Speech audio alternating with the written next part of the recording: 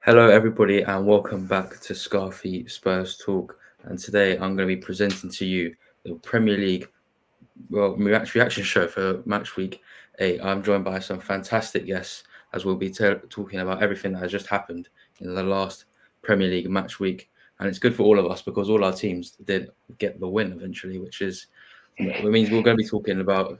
We're all going to be happy when we're talking, basically. So, first off, Luke, how are you? And thanks for joining me. Yeah, I'm feeling very happy, thank you, after our win the other night. Yeah, no, thank you for joining me. And I'm also joined by another fellow Spurs fan in Ryan. Thank you for joining me, Ryan. Yeah, thanks, mate. Obviously, good win for us at the weekend. So yeah, should be nice to talk about Tottenham. Yeah, indeed. And before we get into this, make sure. Well, I have to tell you that another one of our guests, Sunshine, will be joining us hopefully very soon. And yeah, let's get straight into it. So, as Ryan has just mentioned, on Saturday, little old West Ham came down to the Tottenham Hotspur Stadium for their cup final. And guess what happened? It didn't go that well, did it? And eventually came as Spurs winning 4-1. Ryan, as a Spurs fan, I've got to start off with you. Was you a bit nervous going into this game? Because I certainly was. Yeah, I mean, I'm always a bit nervous when ever we play West Ham, home or away. They seem to always be our bogey team. Doesn't matter what kind of form we're in, they always seem to beat us or get one over on us. But I thought going into it, if we could win, it could really kickstart our season again after the Brighton game, and it did. I thought first half, initially we started a little bit slowly, especially defensively, and West Ham obviously caught us with the goal. But after that, we really come alive, and I thought Kulusevski was superb. Son played really, really well, and Pape Sarr coming on for Maddison at halftime really changed the game. And credit to Ange for making the change, because I think had he not have reacted so quickly, it could have been a different game. Yeah, definitely. And I want to talk about the Mohamed Kudus red card because I think it's quite a hot topic that surrounded that game. Do you think that a 3-game ban is adequate for what he was given? Because a lot of fans might think that he should even be given a further ban because of obviously what happened. I mean, I think you've got when you think about other red cards that have been given before. I mean, it's not the first time we've seen hands being put in people's faces. Obviously, Kudus, I think, just completely lost it. I think the whole West Ham team were incredibly frustrated. But no, I don't think there was any real active proper hostile violence. I think just the built up emotion and frustration from the game, and I think it will just come out. And I think a 3-game ban is more than adequate. Although if West Ham lose Kudus, then it won't be too bad, because it just means that they go on a little losing streak, and that'd be nice to see as a Spurs fan. Yeah, indeed. Luke, I want to bring you into this. As a neutral, so to speak, did you kind of expect this game to be as one-sided as it maybe was, or did you thought it would be maybe a closer game? Well, you never really know with West Ham which side's going to turn up. The side that's going to be high on confidence, or the side that's going to look like an absolute circus. And going on back to the Kudus conversation, the thing that annoyed me the most in that instance was in the previous game that we had against Chelsea. There was a moment where Nicholas Jackson put his hand into Morato's face, and nothing was done about that. Not even after the game, when it was glaringly obvious on the footage that hands into face. The FA just put that totally to one side. Doesn't matter. Then the next week, you see that happening, and it's like, where's the consistency? And I'm probably going to sound like a broken record through most of this show, because I can highlight moments in the majority of games that I've seen where the referees haven't really done themselves any justice this week. But overall, I think Spurs' quality probably outweighs West Ham. When it all clicks together. I think Pape Sarr coming on at half time definitely allowed Kulusevski to pull more of the strings in behind that front line. So I was very impressed with the transformation in the second half.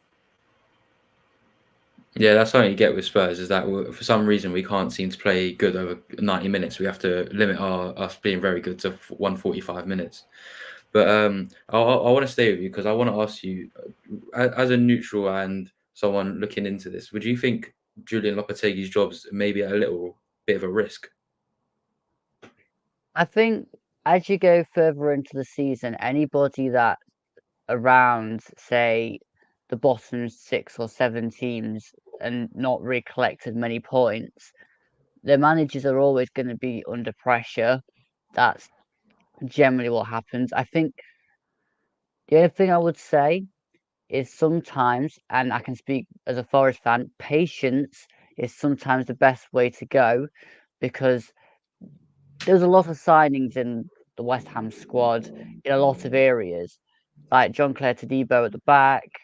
Obviously, you got the own goal at the weekend. There was Guido Rodriguez in midfield, Fulkrug up front when he's fit. You got Wan-Bissaka at right back. And that's just off the top of my head to name 4 that's come in, and there was a lot more. When you're signing that many players, it can be quite disruptive to the team's spine, to the team's kind of general gelling.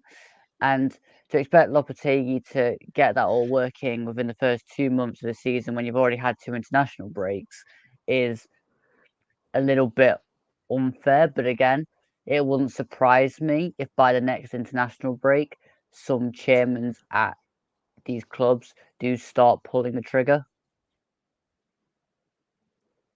Yeah, definitely. So that I think wraps us up for the first game, and then we have to move on to the second game, which is Fulham 1, Aston Villa 3. Which I don't think Barney in the chat with you was too very happy watching this game as a Fulham fan. So Ryan, I'm going to come back to you. Fulham went 1-0 up quite early into the game after a long ball from Bernd Leno, which caught the end of Raul Jimenez, and then only a few minutes later, Morgan Rogers equalised, and it was quite very quick, action-packed. Well, first 10 minutes. After that first 10 minutes, did you think this game was going to be a thriller that it might have been? Yeah, I mean, I think Fulham have had a really impressive start to the season. They've played some really, really good football, and I think they were unlucky against City not to get something out of it. They really, really pushed them there. Yeah, I really thought after those first 10 minutes, obviously a good goal by Jimenez, and then Morgan Rogers managed to get one back for Villa. I thought it really could be a close game, but I think Villa really just turned it up a gear, and they managed to get a couple more goals and put Fulham to bed, which I think is no mean feat. And I think a lot of people are underestimating how good of a win that is for Villa, because Fulham have started the season really, really well, and I think Villa getting wins like that away at Fulham, which is a tough place to go, it kind of solidifies that Villa probably will be in the top 4 race again. And a lot of people are obviously saying they'll fall off. Champions League's going to tire them out. But I really think this just kind of proves that Emery's got a good squad, and they probably will kick on and carry on from where they left off last season. Yeah, definitely. Luke, I want to come to you because there was 2 red cards in this game, and right across this whole weekend, which we'll get onto, there was a lot of red cards. Quite a few of them went down to a denial of a clear goal scoring opportunity, which is what happened for Joachim Andersen. Do you think that red card was fair? I have to admit, I haven't actually seen the incident because I've only seen a select few games this weekend. This was one of the 3 o'clock games. I was keeping an eye on Southampton Leicester instead. So I have to admit, if Barney's telling me that Anderson was definitely a red for him, I'm gonna go with his one in the chat. he's seen it. Yeah. And if a Fulham fan is telling me it was definitely a red, then I'm not going to start arguing when I haven't even seen the incident. Yeah.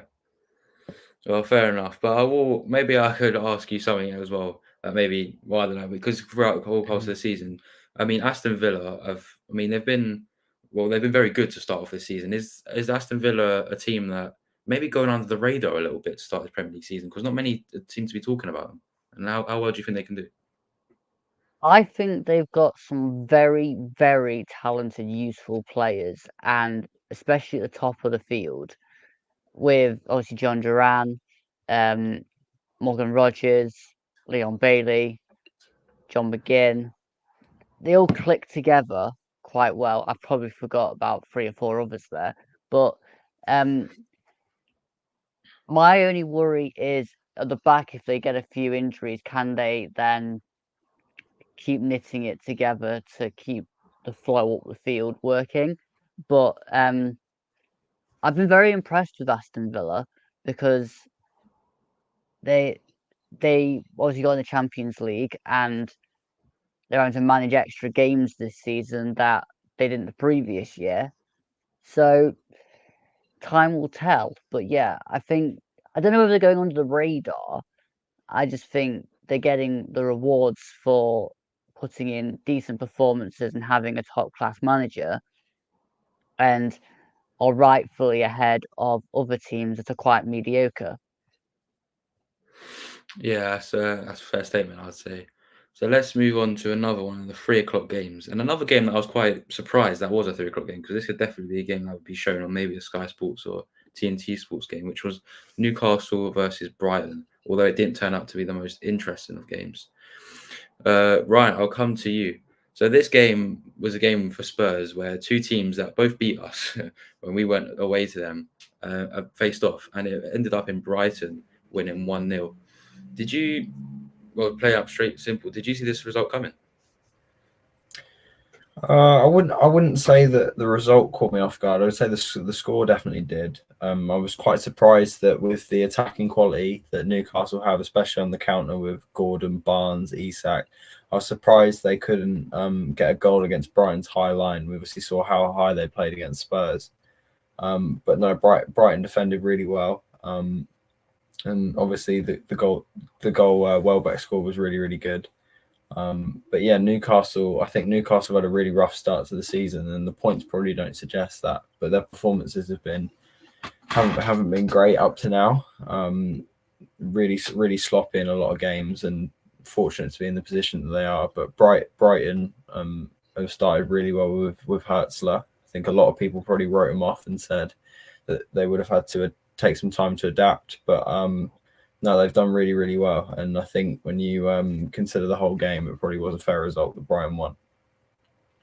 Yeah, so looking at the stats, Newcastle had 21 shots compared to Brighton's 10. Does that just tell you all you need to know that Newcastle aren't clinical?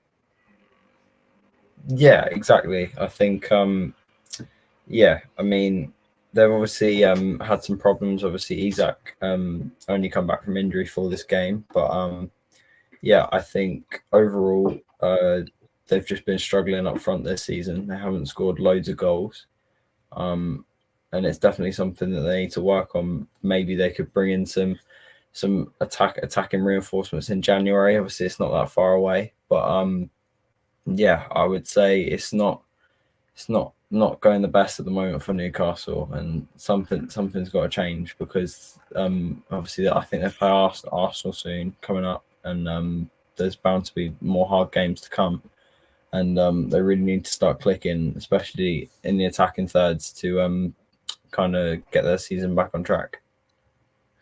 Yeah, definitely. Luke, I'm going to come to you and I'm going to talk about Brighton because they currently sit in 5th to start for their first 8 games in the Premier League. And well, under Fabian Hosierla, who's a very young manager, did you expect this at all? And what is there a ceiling for Brighton, for this Brighton team? I didn't expect them to be as high as they are. I think this is very much the amount of goals they are scoring is definitely propelling them further up than anything else because they are very vulnerable at the back. as Forest showed when they went there a few weeks ago, you can get at them and you can directly run at them, but they will definitely make it scrappy and make it difficult for teams. I'm not exactly surprised that they beat Newcastle, because Newcastle seem to be very good with ball play up until the box, and then they're just lacking a player that can finish the ball in the back of the net. Maybe they should have kept Chris Wood. Just saying. Yeah, definitely. As well, I mean, if you look at Brighton just in general, I don't think that. Who would you single out as one of their best players? Would it be maybe Matoma or maybe even Danny Welbeck? Like, who's their star player? Do you think? If you'd have said if they were fully fit, I'd pinpoint João Pedro because of the pace in behind. I also like to give a special mention to Yakuba Minta. He is rapid. He just needs to probably learn to finish better in some of his moments. But of what I saw in the Forest game against them, definitely it was Cairo Mitoma. In the second half, he was roasting players. So, yeah, I'll give you about 3 there. Yeah, right. No, but Brighton have definitely got quality going forward. And I want to move on to when on paper I said this in the last Premier show, probably one of the most boring 3 o'clock games. It wasn't. It was probably the best. Southampton 2, Leicester 3. Ryan, I'm going to come to you. Southampton, well, inside 28 minutes, they looked like they were going to net 3 points. Didn't turn out that way. I mean, were you maybe a bit surprised that Southampton scored 2 within half hour? Yeah, I mean, it was a really interesting game because I thought Southampton could have been possibly 4-0 up. They had created some really good chances. They missed a couple good ones as well, and it really seemed like Russell Martin had kind of got his team playing the way he wanted them to, and you kind of seen like flashes of that throughout the start of the season. Obviously, they controlled the ball really well at Newcastle in the first game. And they've had some good moments here and there, but it hasn't really clicked for him. And that first half, I thought they did really well. But the second half, Leicester managed to have more possession than Southampton, which is crazy considering the styles of football that you would probably characterise both teams with. But no, credit to Leicester. They scored some really good goals. I thought Buonanotte was superb, and he took his goal really well. And yeah, in the end, I think it is possibly just a case of Russell Martin wanting his tactics to work. You can kind of see flashes of him coming together. But yeah, ultimately, it just doesn't seem like it's clicking, and Leicester took full advantage of that. How many games do you think Russell Martin has left until maybe he needs to find a win? Otherwise, he's looking at getting the sack. I think it's a difficult one because when you look at someone like Vincent Kompany as well, who last season at Burnley really struggled for results, and obviously they ultimately got relegated, but he managed the season. You have to look at a few other factors as opposed to just on field. I mean, I don't think Southampton had the strongest transfer window. They brought in a couple of good players. So I like the signing of Cameron Archer. That was a good one, but overall, they didn't really have a superb window, as opposed to a team like Ipswich, who I thought had a good window, but obviously they aren't clicking yet either. But I don't know. I would pose the question: is there a manager who can really come in and get something out of this Southampton team that Russell Martin can't? I would probably say that from what you're hearing from the press, what you're hearing from the media, I would say possibly November international break could be when his fate's decided. Be that East State keeps in the job or he gets the sack. I think the board are probably going to be getting a little bit frustrated that they haven't won a game yet, and I believe they are bottom of the table, so they need to make a decision sooner rather than later, because if they leave it too long, like after Christmas, any manager who comes in is probably not going to have as much time as they'd like to try and change their fortunes. Yeah, Luke, would you agree with what Ryan said about that, or do you think Russell Martin's maybe has got like maybe a whole season, as Ryan said, with Vince's company? Like I said in the last manager conversation, you've got to give managers time to adapt to the new league. They've fairly got the similar squad to what they had in the Championship. The interchange of players and the link-up play is coming. You can see that improvements are there, and to be brutally honest, Southampton were 2-1 up when there was two identical incidences in the game. One, are you pulling Onuachu's shirt in the box? And then the next one, Fraser pulling Vardy's shirt. Basically identical. They were both going for the ball in front of goal. I don't care about this, but Onuachu's one, he was kind of running this parallel to the goal instead of straight towards it. Onuachu was still going for the ball as an attempt to try and head the ball towards the goal from a corner, and he was being held back, and it impeded his run. That should have been a penalty, and IU probably should have been sent off. At which point, the next moments don't happen. But as it was, Anthony Taylor and the VAR waved that one away. And then, lo and behold, minutes later, they show their incompetency because at the other end, they see a pull. And again, I'm not doubting the fact that the Vardy Fraser one was definitely a penalty and definitely a red card. But when they've not given one in the box moments earlier, it's like, do you really know the rules of the game? Because, like, they're both more or less identical. And it changed the game because then they went down to 10 men, which before that, Fraser was putting very decent balls into the Leicester box. And Southampton were just lacking the finishing, which when they went down to 10 men, they just basically collapsed because Leicester then just saw the space. Vardy scored to level it up. And then AU, who probably shouldn't have been on the field, then scores the winner. So I can kind of see that Southampton probably have an argument to feel a bit hard done by in that game because at 2-1 they probably should have had a penalty to try and make it 3-1, and it turns out they end up losing the game instead. So when we're talking about managers being under pressure, again, Russell Martin's going to have to start looking at his own style and seeing, is this the way to get us results? And can we adapt even mid-game to go, okay, let's try and go long for a bit and not always try and play it out. But by the same token, when you're getting games like this, where refereeing decisions have changed the game and the complexity completely, I don't really think the manager on the sidelines can really do much about that. Yeah, definitely. And as you mentioned, Jordan Ayew could have been sent off, and 98th minute, guess what happens? He scored the winner. Who could have written that? It was definitely going to happen, really, wasn't it? Yeah, I basically predicted it. As soon as that one wasn't given, the next one was given.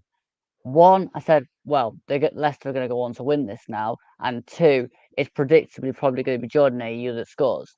And lo and behold, they both happen. It's too predictable. It's too predictable at this point that these things are going to happen. It's nearly as crystal clear as referees not being consistent. Now, I can forgive the fact that different referees are making different interpretations. But when you've got the same referee and the same VAR making different decisions on the same incidences, alarm bells must start ringing. Yeah, definitely. Because over the part of the season, there's been a lot of, even in this whole weekend, as an example, there's been a lot of red card incidences or like incidences where there could be a red card, or is it about what is known as a denial of goal scoring opportunity? And it was definitely going to be talked about a lot more throughout this show.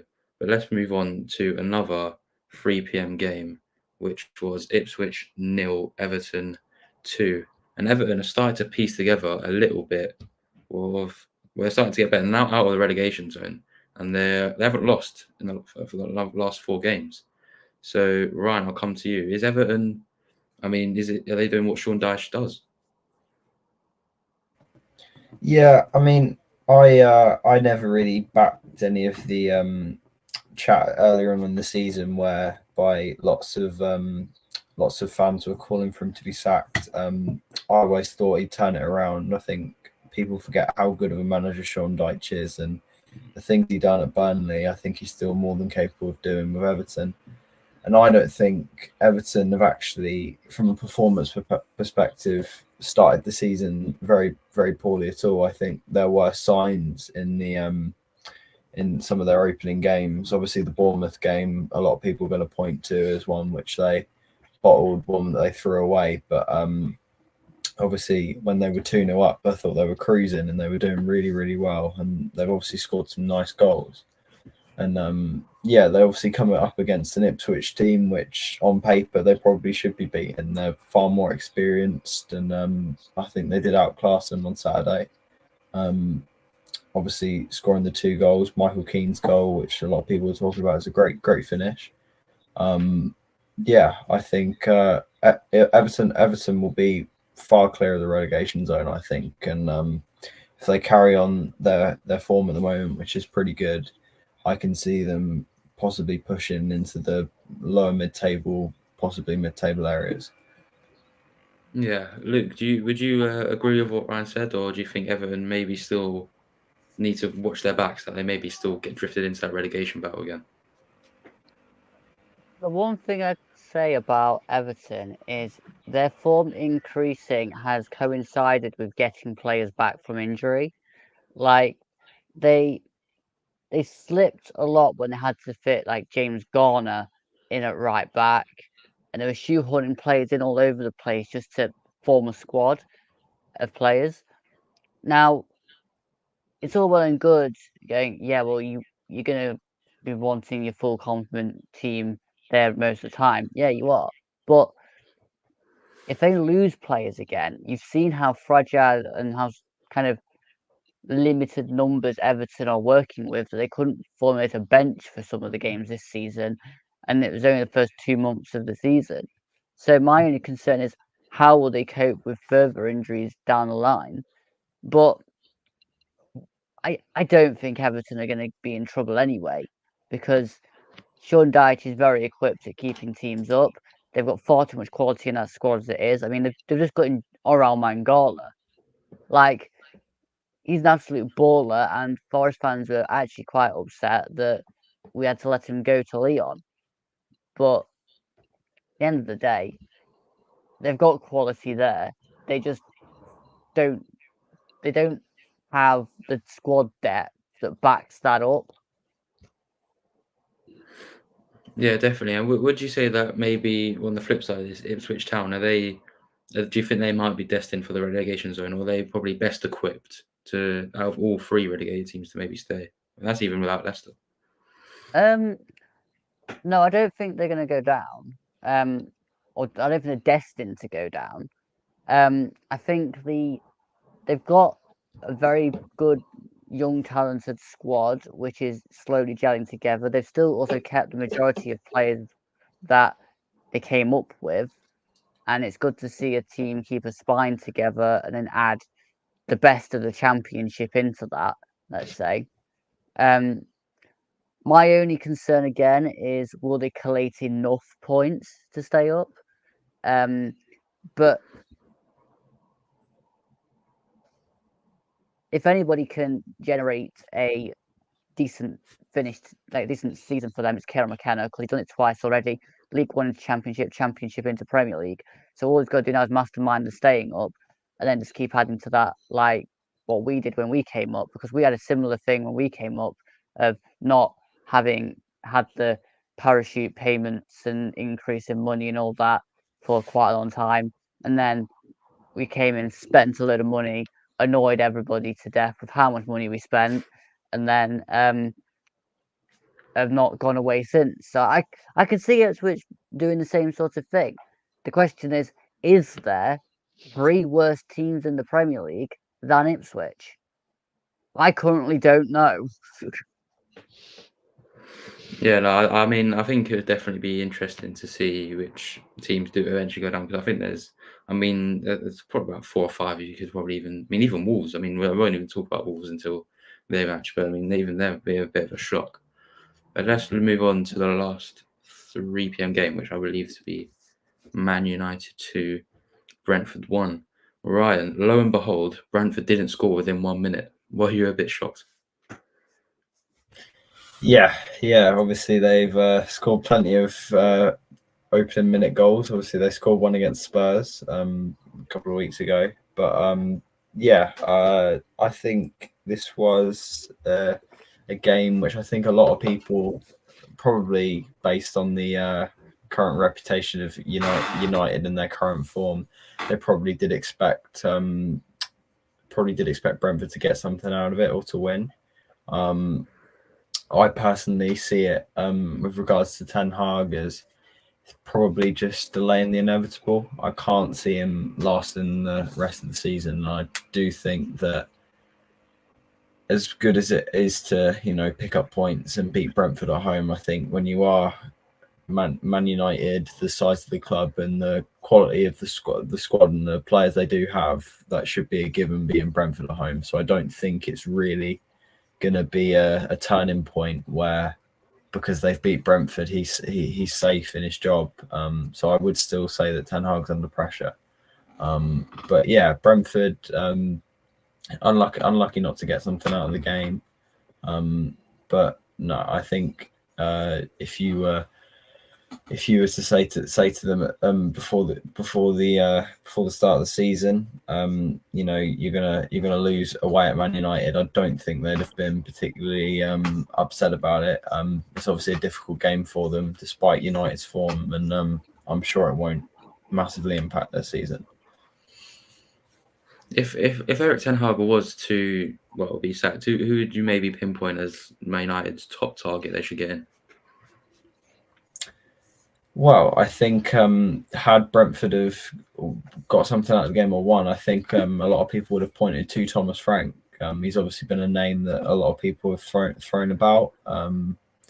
Tuchel was obviously widely considered. Obviously, there was talk of he spoke to the owners over the summer. But obviously, he's taken the England job now. If I was in charge and I could go for anyone, I would probably go for Iraola at Bournemouth. I think he's a very very good manager, and not being talked about enough, I think, from the wider footballing community. Really, I think what he's done at Bournemouth has been really, really, really good, and I don't think enough people are talking about him. And I think he is destined to make the step up from Bournemouth. No disrespect to them, but I think he will eventually move on to a bigger club, and maybe Man United is the job. Yeah, Luke, I'm going to come to you. I was trying to see if I depicted shock on your face when Ryan mentioned Thomas Frank. Did he not float your boat? Is he, or would you what do you think he's a good manager? I just can't warm to Thomas Frank as a guy. There's nothing against what he's done for Brentford. I just don't like him as a guy. But the thing is, I look at the game as a whole, Man United Brentford as a whole, and shock, Man United have beaten Brentford. I mean, Brentford didn't start with Johan Visa, which is always a bit of a shock to me, because Visa's one that I'd say controls the front line, can run in behind, penetrate that mediocre Man United back line. Sorry, I've used that word again, but I just can't help it when it comes to Manchester United. The problem is, we could sit here all day and talk about who should go in at Manchester United, but that isn't the problem at this point. The problem is deep rooted, and the recruitment team have brought these players in and they don't fit the same system. you have got certain players that are certain ages, and you've got certain additions that are other ages, and they don't seem to have a clear game plan. It's just, oh, we need a right back, sign him. Oh, we need another centre back. Oh, get him. There's no kind of ethos to it apart from previously played for Ajax, and I just think whoever goes in there is always going to have a tough job because those players don't seem to want to perform until they get to a team like Brentford and they get lucky and they win. Yeah, definitely. Yeah. Looking into the actual game, Brentford's goal came from, I believe, a corner that was turned in by Ethan Pinnock. It was a great header, but a lot of United fans weren't too happy that De Ligt was not on the pitch, even though it was very obvious that he had something wrong with his head because it was bleeding. Should United fans be angry at that? I think Manchester United fans have run out of ways to criticise their own team's performances and Eric Ten Hag, that they are basically clutching at straws. Oh, De Ligt wasn't on the field. Oh, so Ethan Pinnock was free. And you'd have probably conceded with 11 on the field, to be quite honest. So let's not start clutching at the smallest thing we can find to get away from the fact that really you basically were fortunate to score 2 goals after that point to get you that game. Yeah, definitely. And now I'm going to move on to a game that I was quite happy about really when it came, which was Bournemouth 2, Arsenal 0. A massive shock for me as a Spurs fan, and I bet Ryan as well probably wasn't expecting this.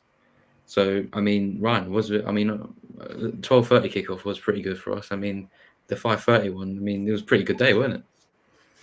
Yeah, 5:30 was possibly even better than 12:30. But no, I thought as soon as Saliba got sent off, I thought that was the real turning point. Arsenal just looked completely shell shocked, and they decided that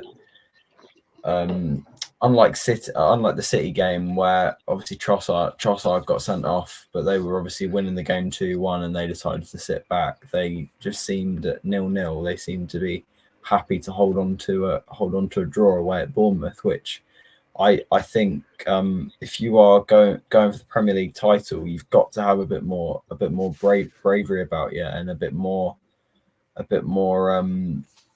like we can still win with 10 men. I hate to bring it back to Spurs, but I always go back to the Chelsea game last season when we lost 4-1. Obviously we were down to 9 men, but and the players we still played the same way. We still played the same high line, and we still created chances. Obviously, Eric Dyer almost scored a goal, and had that have gone in, it would have been 2-2, and it could have been very, very different. It just baffles me how you can lose a player to a red card, and albeit a very important one in Saliba for Arsenal, but then just sit back and kind of give up on the game, really. And credit to Bournemouth because they capitalised on it and they scored 2 really, really good goals. Yeah, I think it was very, very well deserved. Yeah, moving on to that Saliba red card. I mean, it may be a bit of bias in there for you, but do you think it's a red card? Yeah, 100%. I think people can argue about it all day and say he wasn't entirely through on goal, or he might not have scored. But I think by the letter of the law, you're denying a clear goal scoring opportunity. Evan Nilsson could have run through, and I think the referees are kind of left with no choice. Once it goes to the screen, you have to really apply the law, apply the logic, and that kind of incident is given as a red card. Obviously, Anderson got sent off a little bit earlier on in the day for a very similar challenge, and I think obviously on the Sunday we'll touch on it a bit later with the Liverpool-Chelsea game, but I think Tosin was very, very, very, very lucky to not get sent off for a very, very similar challenge. But no, I think it was a red card, and I'm not just saying that because it's Arsenal, but yeah, I think by the rule book, it has to be a sending off. Luke, I've got to ask you the same question because it's the whole talking point of this game. Is it a red card? It is a red card because Ivan Nielsen is very quick and he would have got past Saliba and ran towards the box. There is no way that Ben White is getting across to Ivan Nielsen because there's a winger over his shoulder that he's got to watch out for. So Arsenal fans can stop telling me about that for one. And you can't flatten somebody in the middle of the field when you're playing a high line and no one's behind you apart from the keeper, which is miles and miles and miles away. There is no way that is not a red card. The only person that on first viewing thought it wasn't a red card was Robert Jones, which surprises me because Robert Jones was the one that sent Willy Bolly off against Bournemouth for something where he'd actually won the ball. So, again, I'm surprised it needed VAR, but at least on this occasion, VAR actually proved to get a right decision for once. Shock horror. But, Arsenal are not going to be the first team that travel to Bournemouth and struggle on their ridiculously small, tight pitch.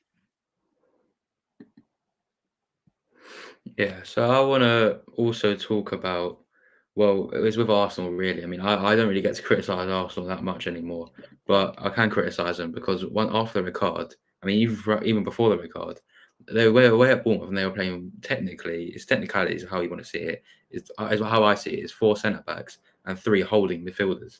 Is that Arteta being, well, he's being too safe? Is that, would you class it as that? Technically, yes, with the way you've just described it, but I think the players that were on the field still should have been able to get the ball away, go upfield, try and create something, and they just didn't. So I think in that respect, I probably, at the end of the day, they'd probably just shored it up and were just trying to make sure they didn't get absolutely battered. But you're at Bournemouth. At the end of the day, you're at Bournemouth. You've got to try and actually even get set pieces. The ground's tiny. Like, you can probably get from one end of the field to the other with one huge kick. Like, just get out. Like, create something.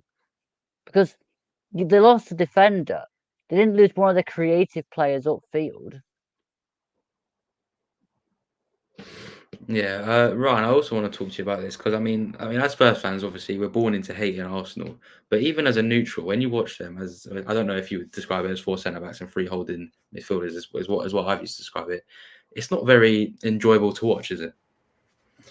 No, it's not. But I think you have to bear in mind that obviously they are without their most creative midfielder in Ødegaard. Obviously, he was injured.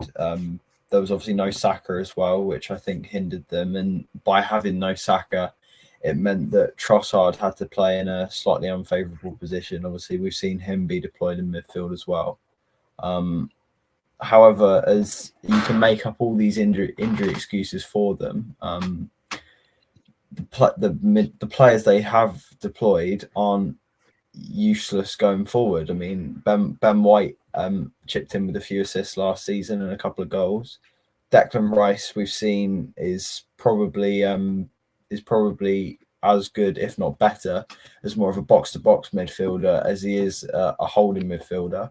And similar to Mourinho at Sociedad, we saw that he's similar to Rice in doing that as well. So you can obviously raise the Ødegaard and Saka point, which I think is a very important one to raise because obviously they weren't full strength and they had to adapt a bit. But they've still got some really, really good players, and I don't think there's much excuse that you can make for how they set up and went about it against Bournemouth because they've got more than enough quality going forward and in defence where they shouldn't have to worry or think about putting 10 men behind the ball. They should be thinking we've got more than enough creative quality to go and win this game.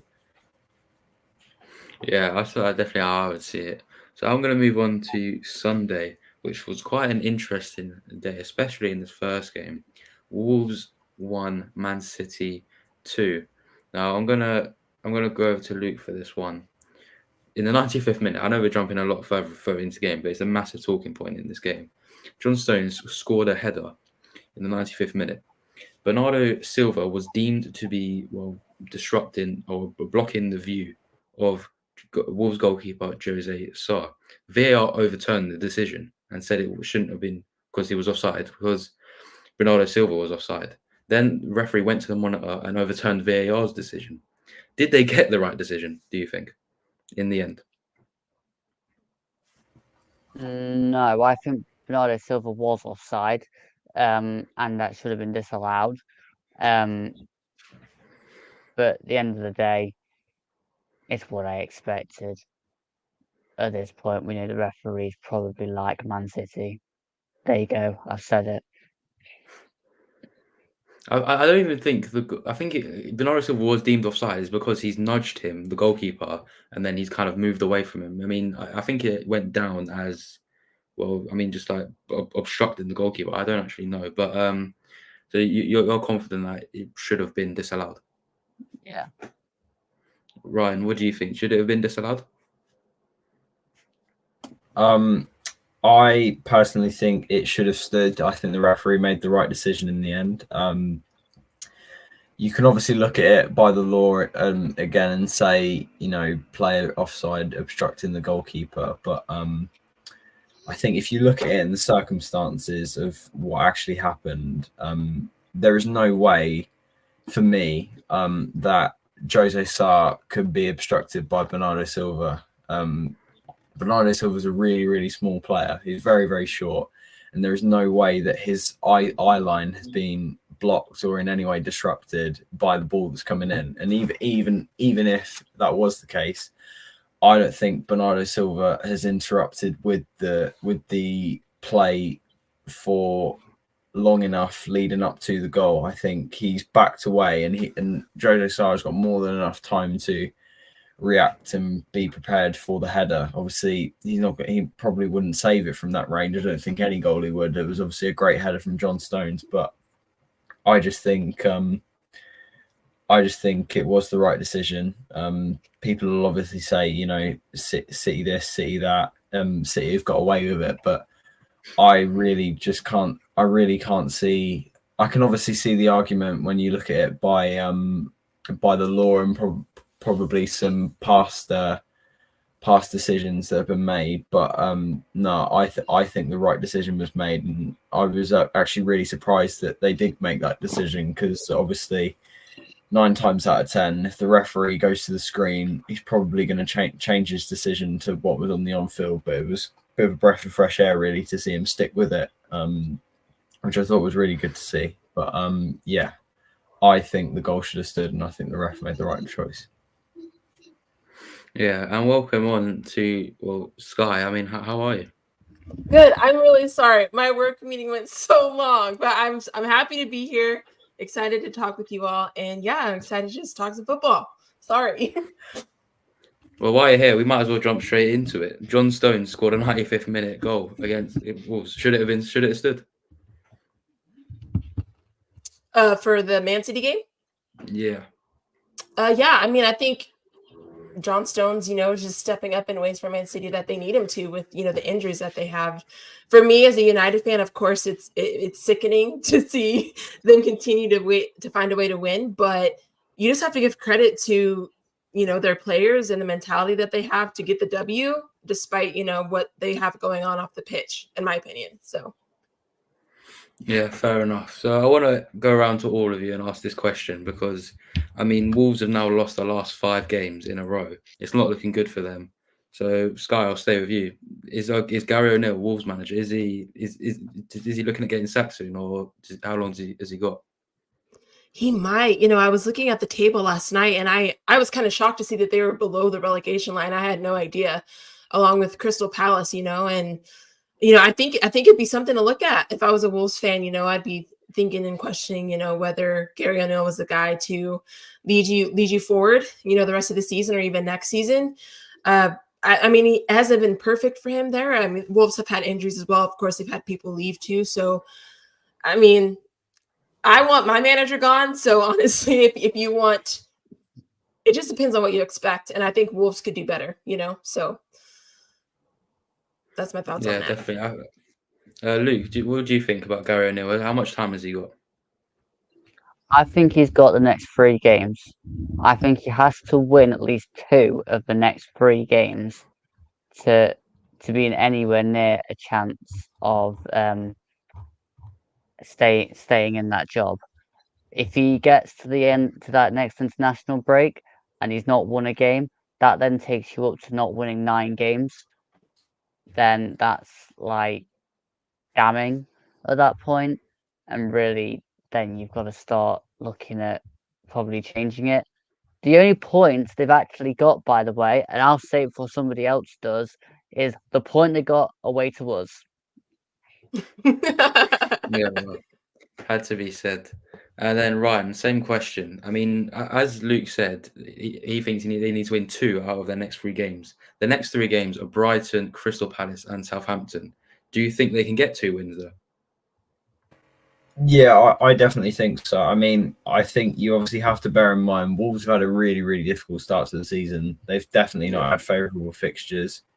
I agree with Luke. He probably does have the next 3 games, and if he doesn't get too many points, then Wolves could pull the trigger and sack him.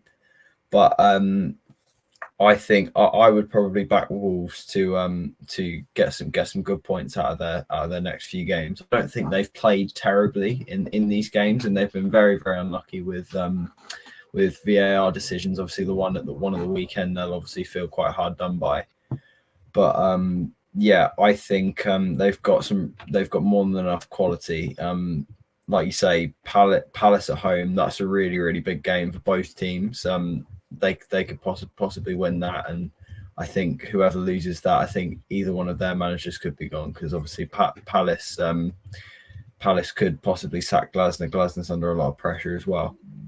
And then Southampton, I think you'd probably back Wolves to beat them. And even Brighton, they could definitely get something out of that. Even though Wolves have had a difficult start to the season, they've definitely got some really, really good players like Cunha and Aït-Nouri and other players like that. So I don't think he'll get sacked. I think that he's shown enough last season and even the start of this one, although the points haven't been there to warrant him staying in the job. But if he doesn't really get some good points in the next 3 games, he could be sacked. Yeah, definitely. Now I want to move on to, the most anticipated game of them all, which was Liverpool 2, Chelsea 1.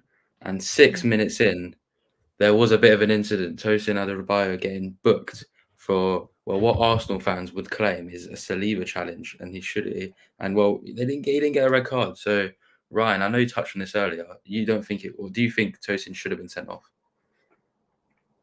Yeah, I think it was a red card. I actually think if you are to draw comparisons to the Saliba challenge, I would probably say that Jota was more in on goal than Evan Nilsson was. I think both of them were sendings off, but I thought the challenge from Tosin was even more of a clear and obvious denial than Saliba's one. I think he was very, very lucky to have not been sent off, and I think the refs got that wrong. Sky, what do you think? Is Tosin lucky to only get a yellow, or do you think that's a fair outcome?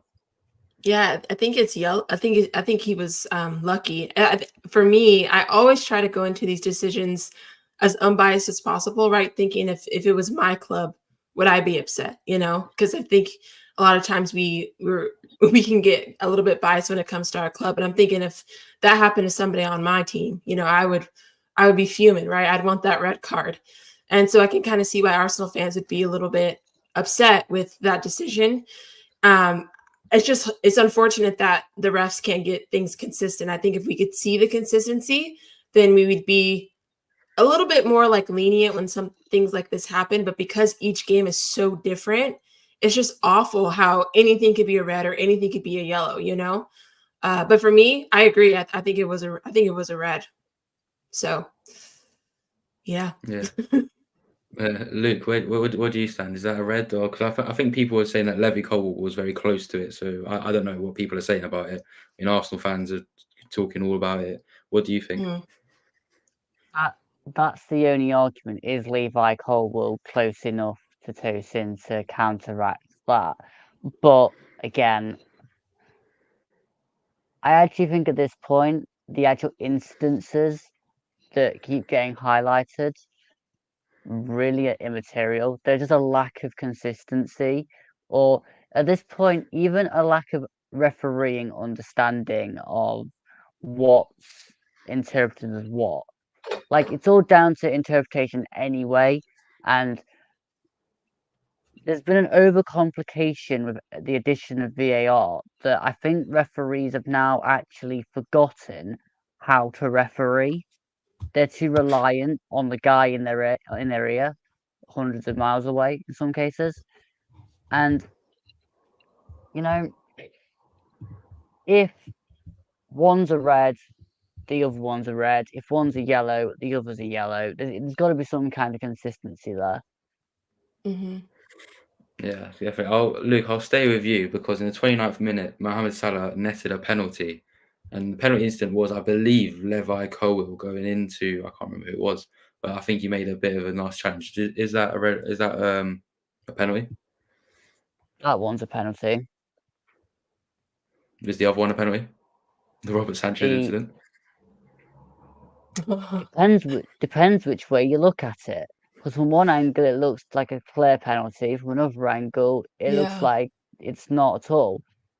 And I tend to go with the front-on one that they show quite a lot, which clearly shows that he did get the ball.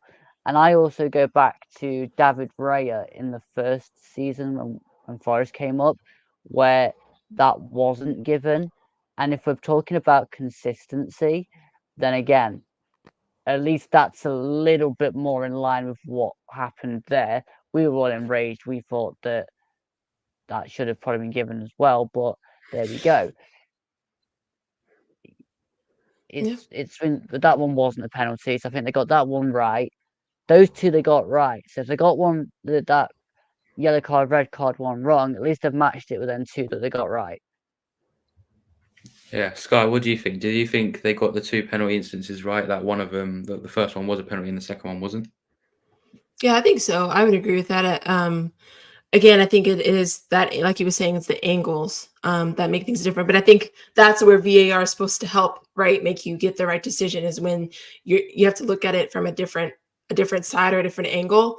So in that instance, yeah, I think VAR did the right thing there. But for me, the penalties, yeah, I didn't have an issue with them, really. Yeah, Ryan, where do you stand on both penalty incidents? Yeah, I would say they're both penalties. Yeah, I think Cole was 100% was a penalty, and then I probably would say Sanchez's one was as well. It's just like we've touched on. It's a shame we can't really have the consistency to say both of them aren't. But I would have probably given them both penalties, but obviously only one was. Mm-hmm. Yeah, fair enough. So now I'll move on to the Monday Night Football, which saw Nottingham Forest beat Crystal Palace 1-0. And I know Luke is smiling for a reason. So, I mean, Luke, how happy were you after that? I mean, to be honest, I did expect Forest to probably win that game. Did you expect to maybe come out with a win? We finally won at home, so we can get that out of the way straight away. People saying we haven't won yet at home. Finally, we transformed one of our away performances into a home performance, which has been a massive bugbear for the start of the season. What impressed me more was we had 4 of our first choice midfielders, 3 out injured, 1 suspended. Well, actually, you can technically say that 2 were injured, 2 were suspended because 1 had both. But really, the play from Elliot Anderson was amazing. We managed to buzz around, get Palace on the back foot in the first half through periods. I think Crystal Palace's problem is the very good link-up play up to the box, but they don't have a player to take the chances. And really, we didn't take our chances for a lot of the first half. Chris Wood had 2 clear chances. Ryan Yates hit the post. But we just then got lucky with a shot low down under Dean Henderson, which if that was my goalkeeper, I'd be fuming because I'd be wanting him to get down and save that and tip it round the post. For it to go under like that and to leave a gap like that, yeah, that's not really Premier League standard goalkeeping. But all in all, it was an impressive performance. I still think there's improvements that need to be made with us, like actually going for a second goal and not just letting the opposition come on to us and put us under pressure and creating extreme stress for the ending of the game. But we showed resilience. We added Morato into the back line towards the end to steal it up a little bit. And we're proving very hard to score against when we become tight. You could argue that Fulham managed to find a way straight through at one point. That was for a penalty, though, which I do agree with, by the way. But the whole patterns of play, I'd definitely say we were deserving of that win. Yeah, definitely. Ryan, I'm going to come to you because Crystal Palace, I mean, coming off the end of last season, they were playing some brilliant football, and a lot of people expected a lot of them to start this season. It's not really happened because if you look at the table, they are 18th with only 3 points, all being draws. Is Glasner in trouble? Yeah, I think the pressure is only going to build the longer they go without the win. I think similar to Gary O'Neill, though, I think he did enough and he showed enough last season. Obviously that run like you said that they went on. He's definitely got himself enough time. He's not going to be sacked in the next 3 games, I don't think. But I think the pressure is starting to build, and I think there probably will be a little bit of talk from the fans. Do we change? I think they sold Elise in the summer. They didn't really replace him with a natural replacement. They obviously got Ismail Assar and Kamada, but they're obviously missing the quality of Elise, and I think they've struggled to kind of replicate that. Mateta hasn't been as good as he was last season. Eze's struggled to kind of have the team kind of play through him because he is their talisman now. But I think Palace have got more than enough quality to pick themselves up and get out of the relegation zone. I don't expect them to be in a relegation battle for the rest of the season, and I think it will only take a couple of decent results and for them to get their first win, and I think they'll get back on track and they should be mid-table roughly where a lot of people expected them. Yeah, Sky, would you agree with that, or would you think Glasner's maybe on borrowed time a little bit? No, I think I agree. I think that that both managers, Wolves manager has, I guess bought themselves time with their performances last season. But I would agree in the fact that I think that Crystal Palace will turn it around by the end of the season. I don't see them being where they are at the end of the season. I'd be shocked, honestly, especially with teams like Southampton and Ipswich and the likes of that on the table. So yeah, I think if he turns it around, he should be fine. Now, anything could happen. This is the Premier League, so they could absolutely just have a terrible season and end up getting relegated. And I think if that's the fact, then he's definitely on borrowed time for sure. And I don't know if he'd be returning the next season, but yeah, with everyone's sentiments on what they said in terms of the match, I would agree. I think losing Olise definitely hurt Crystal Palace for sure. And that was even evident in the match United just played with them recently as well. So Yeah, definitely. So I think now I'm going to be putting you guys on the spot a little bit because I'm going to be asking you for your score predictions for next week's Premier League games. So we're going to start off a quick turnaround for Nottingham Forest playing Monday. Now you guys are playing Friday. Luke, you're away to Leicester, and obviously you've been raving about your away performances. Is it going to be another? Is it going to be another 3 points for you guys? And what's your score prediction? I'm hoping so.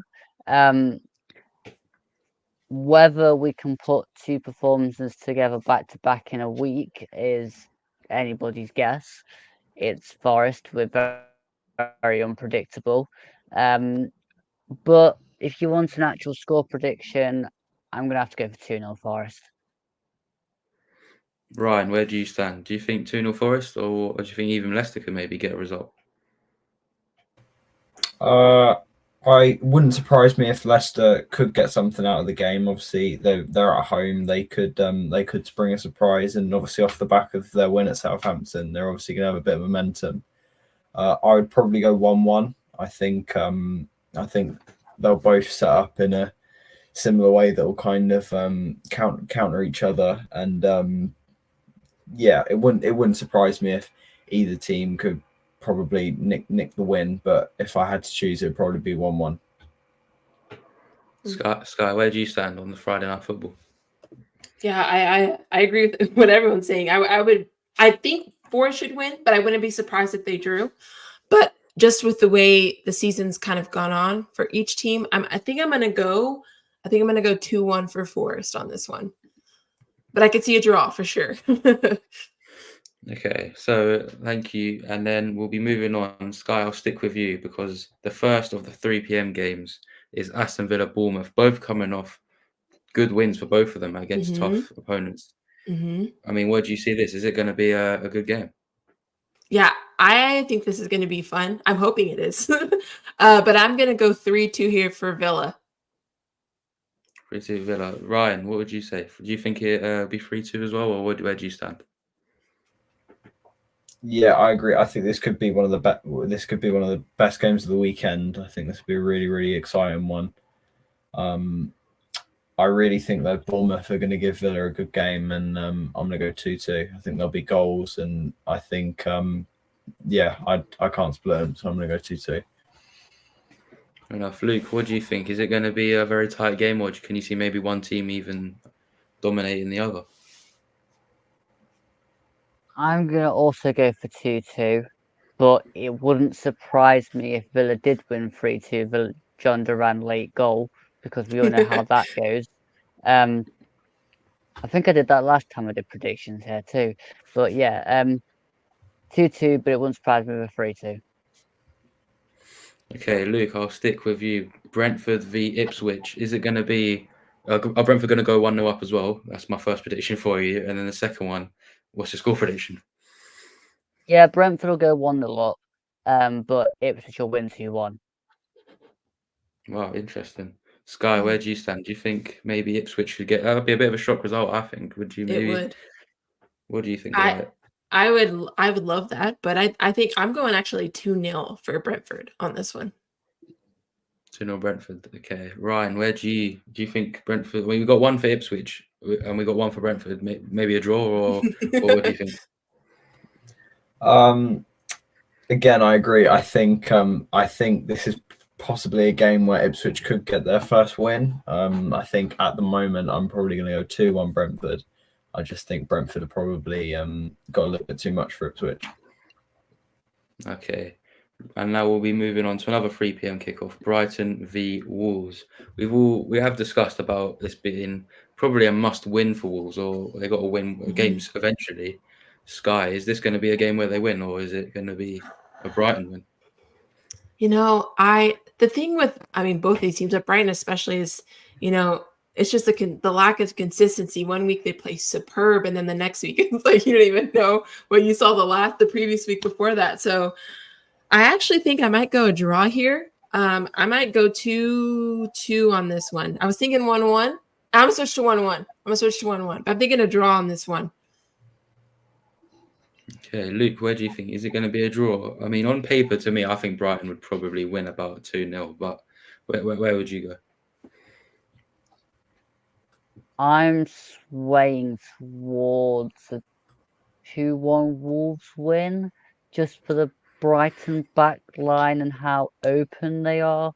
And hopefully Wolves can find a way to keep it tight at the back. Just channel your Forest performance. That's how you defend Mhm. for the majority of the game. Yeah, I see that. And Ryan, where do you stand? I mean, I don't know. I don't know. For me, I just generally thought it would probably be a Brighton win, but I mean, where do you stand? Yeah, I totally agree with Luke. I think I'm gonna go 2-1 Wolves. I think Wolves have got lots of attacking quality, and I think they can easily exploit Brighton's high line, which we obviously know they're going to play. I think they can win the game, so I'll go 2-1. Okay, and now the final 3 o'clock game being Man City versus Southampton. I mean, I won't even ask you. I mean, do I even need to ask you who's going to win? I'll just ask you for how many goals they're going to score. Luke. Now, let's be nice. I'm going to say the score is probably going to be 3-1. 3-1. Okay, I see. Ryan, where do you stand? Is it good? I mean, I don't know. It's hard because I feel like if there's any game Southampton would probably get a win, to me, it'd probably be this one.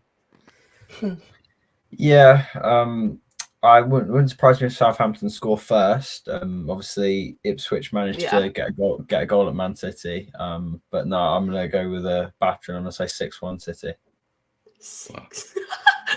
I hope Sky, not. do you think it would be? Do you think 6 is out of the question, or where do you think?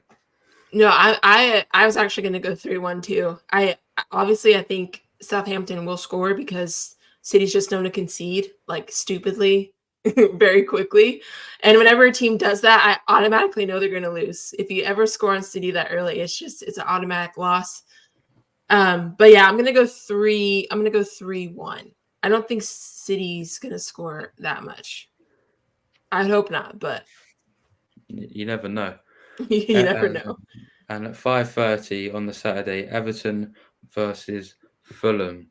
I mean, both teams. Both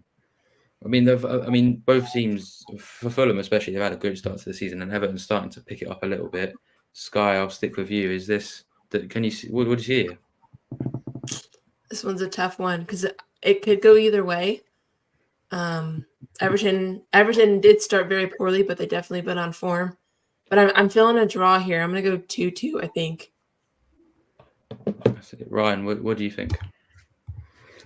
I'm going to go 1-0 Everton. I think Everton might be able to nick a goal, maybe from a corner. And then I think Everton are really, really good defensively, and I think if they can shut up shop and just keep Fulham's attackers at bay, I think they can probably grind out a win. Luke, where do you stand with this? I mean, I don't know. I'd probably go with the Fulham win, to be honest. But what do you think? Yeah, I'm going to please Barney with this one. I think Everton will take a 2-0 lead, but then I think Fulham will end up winning 3-2. Oh, fair enough. And then, okay, that's it for the Saturday games. And then we'll be moving on to Sunday, which has quite a few good games in it. Starting off with Chelsea v Newcastle. I think that's going to be a very interesting game. I mean, both teams. I mean, Newcastle, can they start banging in some goals? You never know. So, Luke, I'll stick with you. I mean, I think this could be a very interesting game. What do you think? For no apparent reason, I'm just thinking 2-2. I have no insight on this one whatsoever, but I just feel like it's going to be a point. It's going to have goals. I think Newcastle are going to find a way of finishing their couple of their chances. Yeah, we'll go with 2-2. Yeah, Ryan, what do you think? Do you echo that 2-2, or would you continue going one way? Yeah, I can see Chelsea winning this one. I think they'll obviously look to bounce back after losing to Liverpool. And I don't think Newcastle are in the best of form at the moment, and the attack's not really clicking. So I'm going to go with 2-0 Chelsea. Sky, what do you think? Do you think 2-2, 2-0, or another score line? Yeah, I actually am going to go a little bit interesting here. I'm going to go 4-1 Chelsea. And the reason why is because I feel like off the loss of Liverpool, I think Enzo Maresca and the squad really is just going to want to have a point to prove. They're at home. Newcastle's not in the best form right now. I just feel like Chelsea's just going to have one of those games where they just play really well. You know, they have those random matches every now and then where they're banging out goals and getting the win. So I feel like that could happen this weekend. So I'm going to go 4-1 Chelsea. Fair enough. And Ryan, I think it's only fair I start with you here. Palace away for Spurs.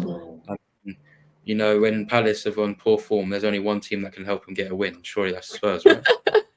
Yeah, I saw a stat. It was like Eddie Nketiah is yet to score a goal this season. Used to play for Arsenal, so it's only right if he'd score. But no, I think I'd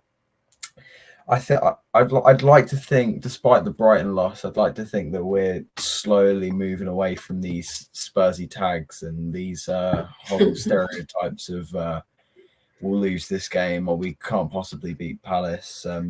Because we've obviously had our fair share of poor results in the past. But no, I think I'm going to go 3-0 Spurs. I think we're on form. I think we can. Definitely think we can outclass them, and I just don't think they've got enough going forward to test our defence. Luke, what do you think? Because obviously you have just come off playing Palace. Spurs, are we good enough to beat them? Yes. I think with this one, I'm probably going to say 3-1. Fair 3-1. Fair enough. And I'll take that now. I'll take that right now, to be honest. And Sky, what do you think? I think this could be an interesting game. Mm-hmm. I feel like Palace do need to get a win soon. I think their players are going to be up for games like this. What do you think? Yeah, obviously I'm not a Spurs fan, but for me, my attitude towards Spurs is basically like, you have to prove to me that you're going to be consistent, and I don't feel that way. So I'm going 2-1 Spurs. I think they'll win, but I'm not thinking that they're going to dominate just because of who they are. So that's just me. Well, you're not a Spurs fan, but you are a Man United fan, and Man United Yes. are playing West Ham away. So I'll have to stick with you. What do you think? Spurs just beat them 4-1. Could Man United do the same? No, we're not going to beat them 4-1. I'm going to go 2-1 United. 2-1. It's away. We're struggling to score. We're not that good. I'm going 2-1. And as a Man United fan, I have to ask, Erik ten Hag, how long do you think he has left? Or is this a must-win game for you, do you think? Every game's a must-win game, unfortunately. That's just where we are, but he should have been gone a long time ago, so that's kind of how I feel in the situation. I don't understand why he's still here or why Ineos is giving him more time, and we keep getting information on the next 2 games. If he doesn't win them, he's going to get sacked. Like, I'm over it, honestly. Fair enough. Ryan, what do you think? Because obviously, as mentioned, we have just come off beating West Ham 4-1. Is this a game where maybe West Ham, because they need to get their act together soon, because I even feel for, I think, Julian Lopetegui at West Ham, he might be in danger soon. So maybe a must-win for both teams. What do you think? Yeah, I think it's a difficult one. I think both teams are struggling to score. So I think it's going to be difficult. I wouldn't surprise me if they both play quite a pragmatic game and it ends up 0-0. So that's probably what I'll go for, 0-0. But yeah, I just don't see a way really that either team are gonna beat either. I think West Ham are obviously struggling to score, and we saw that on Saturday against Tottenham. And then Man United have obviously had their troubles all season. So yeah, I'll go 0-0. Fair enough. And Luke, what do you think for this game? Disclaimer: if you haven't seen the previous bit, which Sky hasn't, I've been pretty damning on Manchester United. So, Okay, I am too. what usually follows a Manchester United win is a Manchester United collapse. So this is a It's really true. horrible game because I don't really want West Ham to score too many because West Ham are the next opponents we play after Leicester. Mm. But at the same time, I just can't predict a Manchester United win whilst they have a squad of players that seem to down tools every 5 minutes and not seem to play for any manager they actually hire. So I'm just going to go over 1-0 West Ham win just to get a prediction out of the way. Fair enough. And now I think now it comes on to the game which I think is, well, it's the game of the weekend, let's be brutally honest. It's Arsenal versus Liverpool. Sky, I'll come to you. Is William Saliba going to be a big miss? And, well, what do you think? Is this going to be... Because I don't really know what to say because I think it could go either way. I actually don't think it could go either way. I think with the way the Liverpool, if you would ask me this question, first of all, a couple of weeks ago, I think my answer would be different. Obviously, both no Odegaard, no Saka probably, no Saliba. I think Arsenal will struggle. I'm expecting them to struggle. And I think with the form that Liverpool's on, with the momentum that they have currently under their manager, and just seeing the way that I've seen them play, I think Liverpool should win. No problem. So I'm going to go Arsenal will score. I might go 3-1 Liverpool on this, even though they're away. Yeah, Ryan, as a Spurs fan, we'd probably take that, wouldn't we? But what would you say about that? Yeah, I totally agree with what's been said. I'm going to go 3-1 Liverpool as well. I think Arsenal are really going to struggle to replace Saliba, and I think it might lead them to them being a little bit more pragmatic. And obviously, they don't have. They obviously won't still have Odegaard back. I don't think they're going to have Saka back either, so they're still going to struggle going forward like they did against Bournemouth. And yeah, it wouldn't surprise me if Liverpool just score 2, maybe 3. I'll go with 3. But Arsenal might get a score from a corner, but that'd just be the perfect Sunday if we could beat Palace and then Arsenal can lose to Liverpool. Yeah, and finally, Luke, what would you say? Is it going to be, well, as the others have said, a more one-sided Liverpool win, or do you think Arsenal could maybe even get a draw, or maybe even win? Problem with a game labelled Arsenal, Liverpool, or any kind of big game, there's always a tendency for it to fizzle and not quite live up to the expectation. That being said, I still have to sway on the side of a draw, but I'm going to go for a 2-2 draw. 2-2 draw. Purely for the fact that Liverpool don't look as strong at the back as they did in previous seasons. They're very good going forward. They've only not won one game this season. Have to bring up that stat. But I just feel that Arsenal will score probably from 2 set pieces and probably Gabriel. But Liverpool will also score because Arsenal are missing basically their spine of their side. So yeah, 2-2 is probably about a fair result.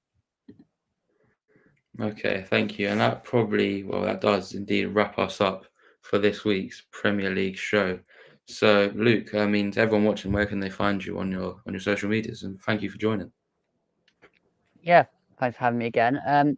I'm Turton Talks Football on YouTube. I also have a TikTok, which is at Turton Talks Football. You can find me there. I'm also on Twitter, and I'm just gonna get this up so I get it right. At Luke 1865 2110. Thank you very much for joining us. Sky, thank you also for joining us. And where can people find you on your social medias? Yeah, no, thanks. It was nice to talk with all of you. I don't think I've been on a panel with any of you before, so it was definitely nice to hear your thoughts, and I hope to talk to you again soon. I'm Sunshine FC everywhere, so YouTube, TikTok, Instagram, and Twitter. So yeah, come hang out with me. And United fan, it's if you're not a United fan, I think you would just love to laugh at me. So love to see you there. No, thank you very much for joining. And finally, Ryan, thank you for coming on.